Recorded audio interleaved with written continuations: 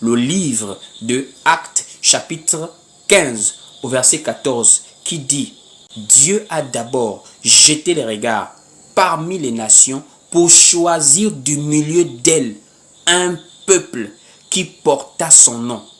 Donc, le fait qu'il y a un peuple qui porte le nom du Seigneur, c'est ce peuple-là qu'on appelle Église.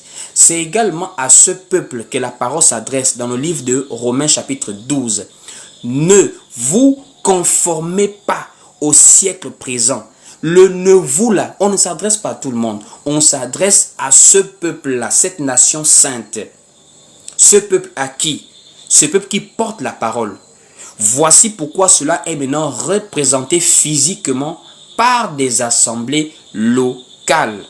Une maison spirituelle qui est bâtie par des êtres humains qui vivent la parole et qui sont maintenant visibles par des regroupements locaux, géographiques. Donc en réalité, quand on parlait d'église, on parlait d'un groupe de personnes qui se réunissent quelque part. Voici pourquoi la parole est simple. Le livre de Matthieu nous dit: là où 2 ou 3 sont assemblés en mon nom, je suis au milieu d'eux.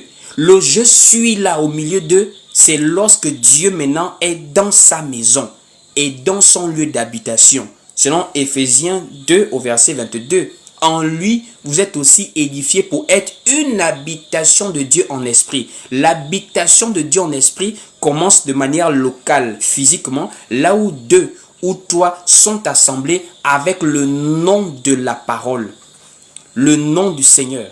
Donc là, nous voyons maintenant l'église dans sa dimension physique, visible. Parce que nous avons vu l'église dans sa dimension symbolique, sur des hauts lieux, dans le temple de Salomon, spirituellement aujourd'hui, la maison de Dieu, le temple du Saint-Esprit. Mais cela est représenté par nous sur la terre. Voici pourquoi le Seigneur pouvait dire dans Matthieu chapitre 5, à partir du verset 13 à 14, vous êtes le sel de la terre, vous êtes la lumière du monde. Ça veut dire, le monde voit la maison de Dieu au travers de vous. Et de vous là, physiquement, ce sont des assemblées locales. Et quand on parle d'assemblée locale, ce sont des regroupements de personnes qui marchent dans la parole, qui s'unissent, qui s'assemblent autour de la parole. Voici pourquoi ce n'est pas quelque chose de dénominationnel. L'église n'est pas liée à un bâtiment, l'église est liée à une assemblée. Quand on parle de l'église sur le point physique, dans la représentation visuelle, l'église n'est pas un bâtiment, l'église est une assemblée. Voici pourquoi la parole parle que lorsque vous vous assemblez, pas lorsque vous construisez un bâtiment, lorsque vous vous assemblez, parce que c'est là où est l'église. Et c'est là où on s'édifie. C'est là où l'esprit se manifeste. C'est là où on donne l'enseignement. C'est là où on persévère, dans l'assemblée. Le livre de 1 Corinthiens chapitre 14 verset 26, la parole dit: lorsque vous vous assemblez, que faut-il faire? Les uns ou les autres parmi vous ont-ils un cantique, une révélation, une instruction, une langue, etc. Que tout se fasse pour l'édification. Parce que l'église, là maintenant, de manière physique, c'est l'assemblée. Et cette assemblée ne porte pas de nom parce que cette assemblée est une maison et c'est la maison de Dieu. Cette maison ne peut porter un nom venant d'un homme puisque c'est l'appartenance de Dieu.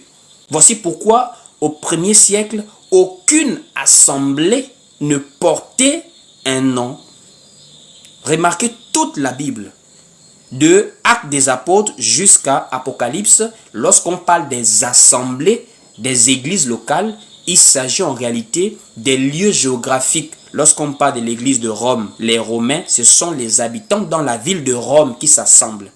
Lorsqu'on parle de Galates, c'est pareil. Lorsqu'on parle d'Éphésiens, ce sont les frères et sœurs qui habitaient dans la ville d'Éphèse, qui recevaient cette lettre qu'on appelait les Éphésiens. La lettre à l'église d'Éphèse, c'est la lettre aux gens qui s'assemblent dans la foi en Jésus-Christ dans la ville d'Éphèse. C'est pareil pour Colosse, c'était une ville. Pour les Philippiens, c'était une ville. Pour Laodicée, une ville. Même les Thyatire, les Pergames, ce sont des villes.